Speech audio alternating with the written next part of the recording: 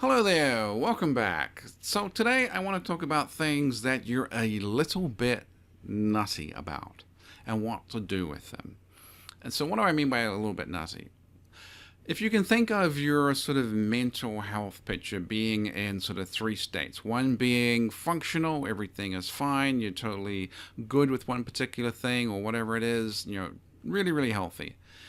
And there are some things where you're a little, you're messed up and you really need some kind of help because those things are creating a real blockage in your life. They're interfering with your ability to have a good relationship. They're interfering with your ability to work or have a career or feel good about yourself. These are the big wrecking your life mission critical things to work on. And you're going to look at, read books or do therapy or whatever it is to try and solve those problems. But in the middle, there's this sort of zone where you're just a little bit nutty.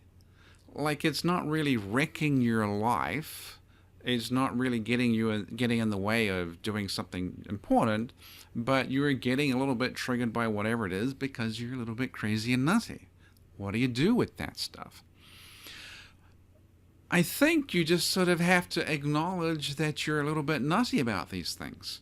And sometimes that's enough to get over the hump and not be too bothered by them. This is just the way he is for this. And sometimes just finding a workaround is the best possible solution too. Just we're not even going to particularly deal with it. We're just going to do something that's going to work around it so we don't have to face it or try and work on it. So let me give you an example of that. This goes back like 20 years when the kids were like 1 and 2. Jen and I are in Walmart, and in the middle of the aisle, the big display of just boxes and boxes piled on top of each other of place settings.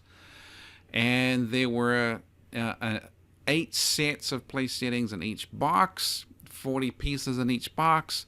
They were $20 a box. And I can remember just feeling this wave of just relief and excitement just flooding over me looking at them. And I said, we have to get 2 boxes. And Jen looked at me like, that's a bit nutty. Because it was a bit nutty. There's no way a family of 4 needed 16 place settings. And she's like, okay, why? And I said, because when the kids are going to drop cups and bowls and plates, and when they do that, they're going to break, and I never want it to be a thing where there's any kind of upset or anger about it. I just want us to be able to look at a broken plate and say that was only 25 cents, and we have replacements, and we just put the replacement in, and that's as far as it goes. It's just not a thing. And she's like, oh, okay, and we got them. So that was pretty nutty, because and I'm sure if you're watching this, you're guessing, go back in Ethel's childhood, dropping a cup or a plate or a bowl and having it break was a big old thing. Screaming, yelled at, you're so stupid, blah, blah, blah, blah, blah. I never wanted that. Could I have done therapy to try and work through my cup breaking, triggering thing? Is there a diagnosis for that? I guess, but Lord knows how that would be effective. The workaround was just spend $20, get an extra box, never have to think about it.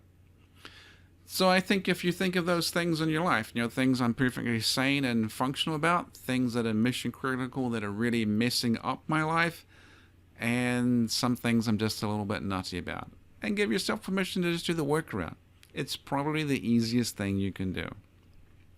Anyway, that is it for the day, and I will talk to you soon.